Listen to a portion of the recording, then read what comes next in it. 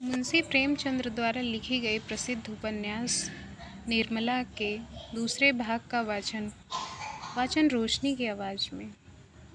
बाबू उदय भानुलाल का मकान बाजार बना हुआ है। बरामदे में सुनार के हथौड़े और कमरे में दर्जी की सुइयां चल रही हैं। सामने नीम के नीचे बढ़ई चारपाई बना कर रहा है। खपरेल में हलवाई के लिए भट्टा खोदा गया है। मेहमानों के लिए अलग एक मकान ठीक किया गया है। यह प्रबंध किया जा रहा है कि हर एक मेहमान के लिए एक एक चारपाई, एक एक कुर्सी और एक एक मेज हो। हर 3 मेहमानों के लिए एक एक कहार रखने की तरजीह हो रही है। अभी बारात आने में 1 महीने की देरी है, लेकिन तैयारियां अभी से हो रही हैं। बारातियों का ऐसा सत्कार किया जाए कि किसी ने जबान हिलाने का मौका न मिले। वे लोग भी याद करें कि किसी के यहाँ बारात में गए थे। पूरा मकान बर्तनों से भरा हुआ है। चाय के सेट हैं, नाश्ते की तस्तरियाँ, थाल, लोटे, गिलास। जो लोग नित्य खाट पर पड़े हुक्का पीते रहते थे, बड़ी तत्परता से काम में लगे हुए हैं। अपनी उपयोगिता सिद्ध करने का ऐसा अच्छा अवसर उन्हें फिर बहुत दिनों के बाद मिलेगा। जहाँ एक आदमी को जाना होता है, वहाँ 5 दौड़ते थे। काम कम होता है, हुल्लड़ अधिक। जरा जरा सी बात पर घंटों तर्क वितर्क होता है और अंत में वकील साहब को आकर निर्णय करना पड़ता है। एक कहता है यह घी खराब है, दूसरा कहता है इससे अच्छा बाजार में मिल जाए तो टांगे की तरह से निकल जाऊं। तीसरा कहता है इसमें तो हींग नहीं आती है। चौथा कहता है तुम्हारी नाक ही सड़ गई है। तुम क्या जानो घी किसे कहते हैं। जब से यहाँ आए हो घी मिलने लगा है, नहीं तो घी के दर्शन भी न होते थे। इस पर तकरार बढ़ जाती है और वकील साहब को झगड़ा छुड़ाना पड़ता है। रात के 9 बजे थे। उदय भानुलाल अंदर बैठे हुए खर्च का तखमीना लगा रहे थे। वह प्रायः रोज ही तखमीना लगाते, पर रोज ही उनसे कुछ न कुछ परिवर्तन और परिवर्धन करना पड़ता। सामने कल्याणी भौहें सिकोड़े हुए खड़ी थी।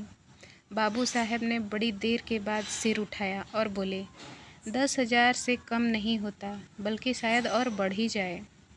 कल्याणी, 10 दिन में 5 से 10,000 हो गए। 1 महीने में तो शायद 1 लाख की नौबत आ जाए। उदय भानु, क्या करूं? जग हंसाई भी तो अच्छी नहीं लगती।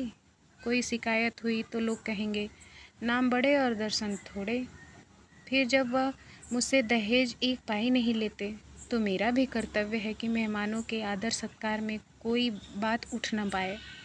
कल्याणी, जब से ब्रह्मा ने सृष्टि रची है, तब से आज तक कभी बारातियों को कोई प्रसन्न नहीं कर सकता। उन्हें दोष निकालने और निंदा करने का कोई न कोई अवसर मिल ही जाता है। जिसे अपने घर सूखी रोटियां भी मैसर नहीं होती, वह भी बारात में जाकर तानाशाह बना बैठता है। तेल खुशबूदार नहीं है, साबुन टके सेर का जाने कहाँ से लाए हैं। कहार बात नहीं सुनते, लालटेनें धुआं देती हैं। कुर्सियों में खटमल है, चारपाइयाँ ढीली हैं, जनवासे की जगह हवादार नहीं है। ऐसी ऐसी हजारों शिकायतें होती रहती हैं। उन्हें आप कहाँ तक रोकिएगा? अगर यह मौका न मिला तो कोई और ऐब निकाल लेंगे।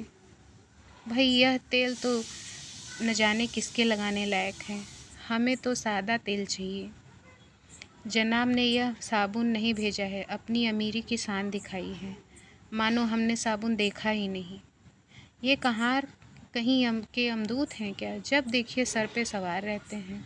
लालटेनें ऐसे भेजी हैं कि आंखें चमकने लगती हैं। अगर 10-5 दिन इस रोशनी में बैठना पड़े तो आंखें ही फूट जाएं। जनवासा क्या है, अभागे का भाग्य है, जिस पर चारों तरफ से झोंके आते रहते हैं। मैं तो फिर भी यही कहूँगी कि बारातियों के नखरे का विचार ही छोड़। तुम मुझे क्या करने को कहती हो? कल्याणी, कह तो रही हूँ, पक्का इरादा कर लो कि मैं 5,000 से अधिक खर्च नहीं करूँगा।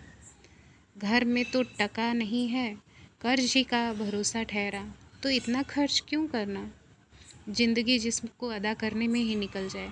आखिर मेरे और बच्चे भी तो हैं, इनके लिए भी तो कुछ चाहिए। उदय भानु, तो आज मैं मरा जाता हूँ। कल्याणी, जीने मरने का हाल कोई नहीं जानता। कल्याणी, इसमें बिगड़ने की तो कोई बात ही नहीं है। मरना एक दिन सभी को है, कोई यहाँ अमर होकर थोड़े ना आया है। आंखें बंद कर लेने से तो होने वाली बात न टलेगी। रोज़ आंखें खोलती हूँ, बाप का देहांत हो जाता है, उसके बाद बच्चे गली गली ठोकरे खाते फिरते हैं। आदमी ऐसा काम ही क्यों करे? उदय भानु ने जल कर कहा। जो अब समझ लूँ कि मेरे मरने के दिन निकट आ गए हैं। यही तुम्हारी भविष्यवाणी है। सुहाग से स्त्रियों का जी उबते नहीं सुना था। आज यह नई बात मालूम हुई कि सुहाग उजड़ जाने का भी सुख होगा। कल्याणी, तुमसे दुनिया की कोई भी बात कही जाती है तो जहर उगलने लगते हो। इसलिए न कि जानते हो इसे कहीं टिकना नहीं है, मेरी ही रोटियों पर पड़ी रहेगी। या और कुछ? जहाँ कोई बात न कही, बस सिर पे खड़े हो गए, मानो मैं घर की मूली हूँ। मेरा केवल रोटी और कपड़े का नाता है। जितना ही मैं दबती हूँ तुम उतना ही मुझे दबाती हो।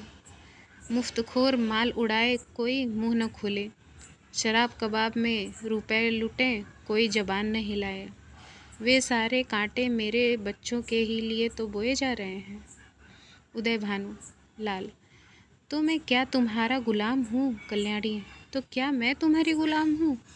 उदय भानु लाल, ऐसे मर्द और होंगे जो औरतों के इशारे पर नाचते होंगे। कल्याणी, तो ऐसी स्त्रियां भी और होंगी जो मर्दों की जूतियां सहा करती होंगी। उदय भानुलाल, मैं कमा कर लाता हूँ, जैसे चाहूँ खर्च कर सकता हूँ, किसी को बोलने का अधिकार नहीं है। मैं तुम्हारी जितना अधिकार है, यहाँ पर तुम्हारा जितना अधिकार है उतना ही अधिकार मेरा भी है।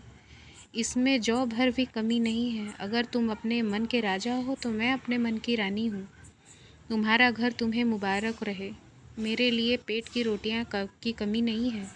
तुम्हारे बच्चे हैं, मारो या जिलाओ, न आँखों से देखूंगी न पीड़ा होगी। आंखें फूटी, पीर गई। उदय भानु, क्या तुम समझती हो कि तुम न संभालोगी तो मेरा घर ही न संभलेगा?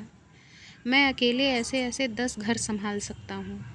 कल्याणी, कौन? अगर आज के महीने दिन मिट्टी में न मिल जाए तो कहना, कोई कहती थी। यह कहते कहते कल्याणी का चेहरा तमतमा उठा। वह झमझम करके उठी और कमरे के द्वार की ओर चली। वकील साहब मुकदमे में तो खूब मीन मेख निकालते थे, लेकिन स्त्रियों के स्वभाव का उन्हें कुछ यूं ही ज्ञान था। यही एक ऐसी विद्या है जिसमें आदमी बूढ़ा हो जाने पर भी कोरा रह जाता है। अगर वे अब भी नरम पड़ जाते और कल्याणी का हाथ पकड़कर बिठा लेते तो शायद वह रुक जाती, लेकिन आपसे यह तो होगा नहीं। उल्टे चलते चलते एक और चटका दिया। बोले, मैके का घमंड होगा। कल्याणी ने द्वार पर रुककर पति के और लाल लाल नेत्रों से देखा और फिफक कर बोली, मैके वाले मेरे तकदीर के साथी नहीं हैं और न मैं इतनी नीच हूँ कि उनकी रोटियों पर जा पड़ूँ। उदय भानु, तब कहाँ जा रही हो? कल्याणी, तुम यह पूछने वाले कौन होते हो? ईश्वर की सृष्टि में असंख्य प्राणियों के लिए जगह है, क्या मेरे ही लिए जगह नहीं है? यह कहकर कल्याणी कमरे के बाहर निकल गई। आंगन में आकर उसने एक बार आकाश की ओर देखा, मानो तारागढ़ की साक्षी दे रही है कि मैं इस घर में कितनी निर्दयता से निकाली जा रही हूँ। रात के 11 बज रहे थे। घर में सन्नाटा छा गया था। दोनों बेटों की चारपाई उसी के कमरे में रहती थी। वह अपने कमरे में आई, देखा चंद्र भानु सोया है। सबसे छोटा सूर्य भानु चारपाई पर उठ बैठा है। माता को देखते ही वह बोला, तुम कहाँ गई थी अम्मा? कल्याणी दूर ही से खड़े खड़े बोली, कहीं तो नहीं बेटा, तुम्हारे बाबूजी के पास गई थी। सूर्य, तुम तनी दई मुझे अकेले डर लगता है।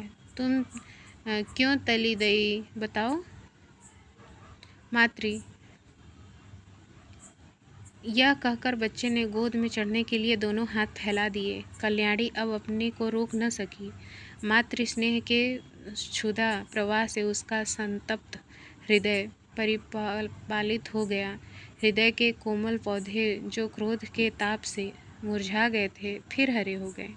आंखें सजल हो गई। उसने बच्चे को गोद में उठा लिया और छाती से लगाकर बोली, तूने पुकारा क्यों नहीं बेटा? सूर्य, पुतालता तो था, तुम सुनती नहीं थी। बताओ अब तो कभी न दाओगी ना? कल्याणी, नहीं भैया, अब नहीं जाऊंगी। यह कहकर कल्याणी सूर्यभानु को लेकर चारपाई पर लेटी। माँ के हृदय से लिपटते ही बालक निशंक होकर सो गया। कल्याणी के मन में संकल्प विकल्प होने लगे। पति की बातें याद आई तो मन होता घर को तिलांजलि देकर चली जाऊं, लेकिन बच्चों का मुंह देखती तो वात्सल्य से चित्त गदगद हो जाता। बच्चों को इस पर छोड़ कर जाऊं? मेरे इन लालों को कौन पालेगा? ये किसके होकर रहेंगे? कौन प्रातःकाल इन्हें दूध हलवा खिलाएगा? कौन इनकी नींद सोएगा, इनकी नींद जागेगा? बेचारे कौड़ी के 3 हो जाएंगे। नहीं प्यारो, मैं तुम्हें छोड़कर नहीं जाऊंगी। तुम्हारे लिए सब कुछ सह लूँगी। निरादर, अपमान, जली कटी, खोटी खरी, चुटकी छिड़की, सब तुम्हारे लिए सहूँगी। कल्याणी तो बच्चों को लेकर लेटी, पर बाबू साहब को नींद न आई। उन्हें चोट करवाने वाली बातें बड़ी मुश्किल से भूलती थी। उफ, यह मिजाज, मानो मैं ही इनकी स्त्री हूँ। बात मुंह से निकली मुश्किल से। अब मैं उनका गुलाम होकर रहूँ। घर में अकेली यह रहे और बाकी जितने अपने बेगाने हैं सब निकाल दिए जाएं। जला करती है। मानती है कि यह किसी तरह मरे तो मैं अकेली आराम करूं। दिल की बात मुंह से निकल ही आती है, चाहे कोई कितना ही छुपाए।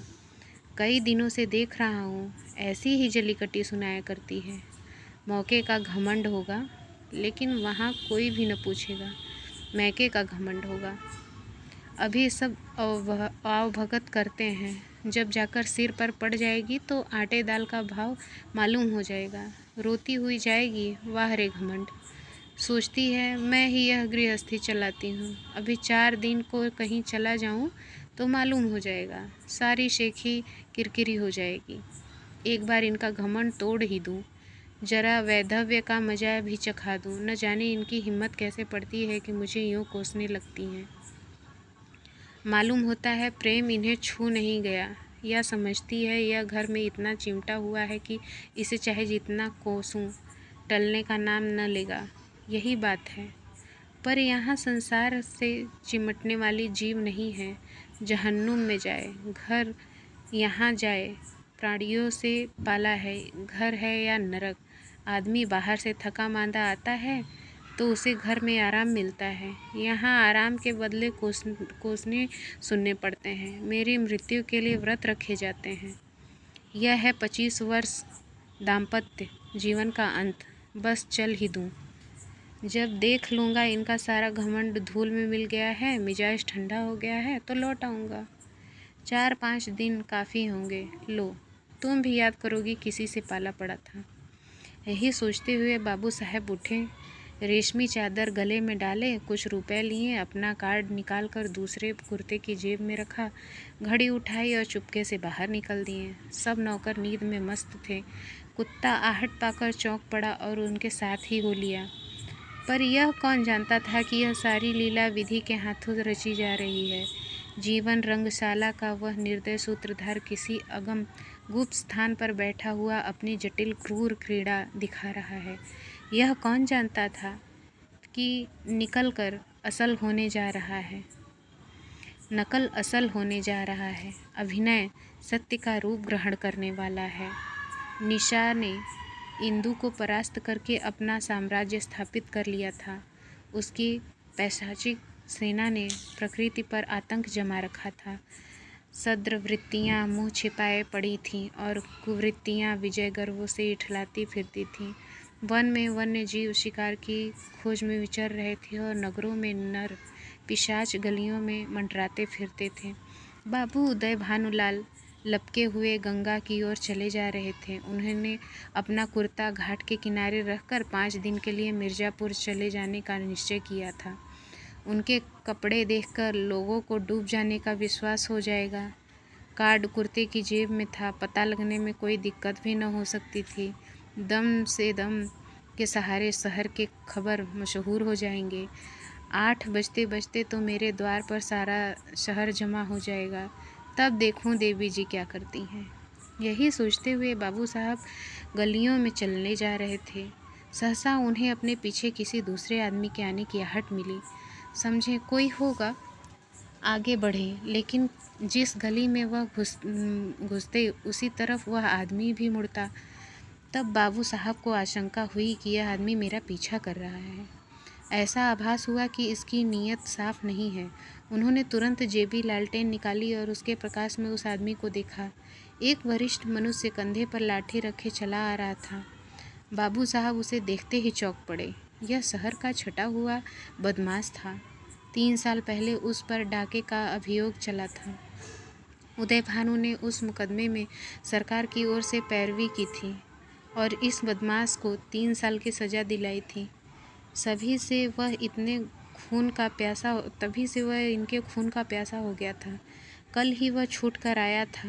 आज देवात साहब अकेले रात को दिखाई दिए तो उसने सोचा यह इनसे दाव चुकाने का अच्छा मौका है। ऐसा मौका शायद ही फिर कभी मिले, इसलिए वह तुरंत पीछे हो लिया और वार करने की ताक में ही था कि बाबू साहब ने तेजी लालटेन जलाई। बदमाश जरा ठिठका, बोला, क्यों बाबूजी, पहचानते हो? मैं हूँ मतई।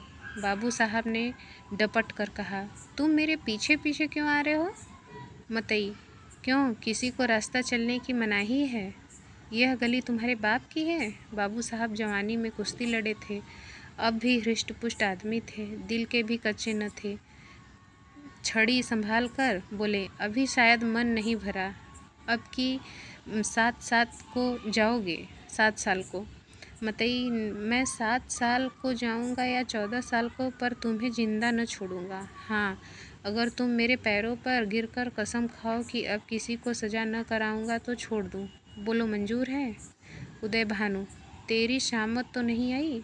मतई, शामत मेरी नहीं आई, तुम्हारी आई है। बोलो, खाते हो कसम? एक। उदय भानु, तुम हटते हो कि मैं पुलिसमैन को बुलाऊं? मतई, 2। उदय भानु गरज कर, हट जा बदमाश सामने से। मतई, 3। मुंह से 3 शब्द निकलते ही बाबू साहब के सिर पर लाठी का ऐसा तुला हाथ पड़ा कि वह अचेत होकर जमीन पर गिर पड़े। मुंह से केवल इतना ही निकला, हाय, मार डाला। मतई ने समीप आकर देखा तो सिर फट गया था और खून की धार निकल रही थी। नाड़ी का कहीं पता न था। समझ नहीं आ रहा था कि काम तमाम हो गया या नहीं। उसने कलाई से सोने की घड़ी खोल ली, कुर्ते से सोने के बटन निकाल लिए, उंगली से अंगूठी उतार ली, अपनी राह चला गया मानो कुछ हुआ ही नहीं। इतनी दया की कि लाश रास्ते में घसीट कर किनारे डाल दी। हाय, बेचारे क्या सोचकर चले थे और क्या हो गया? जीवन तुमसे ज़्यादा आसान भी दुनिया में और कोई वस्तु है? क्या वह उस दीपक की भांति ही क्षणभंगुर नहीं है जो हाथ में एक झोंके से बुझ जाती है? पानी के एक बुलबुले को देखते ही, लेकिन उससे टूटते भी कुछ देर लगती है। जीवन में उतना सार भी नहीं है, सांस का भरोसा ही क्या, और इसी नश्वरता पर हम अभिलाषाओं के कितने विशाल भवन बनाते हैं। नहीं जानते नीचे जाने वाली सांस ऊपर आएगी या नहीं, पर सोचते इतनी दूर की हैं मानो हम अमर हैं।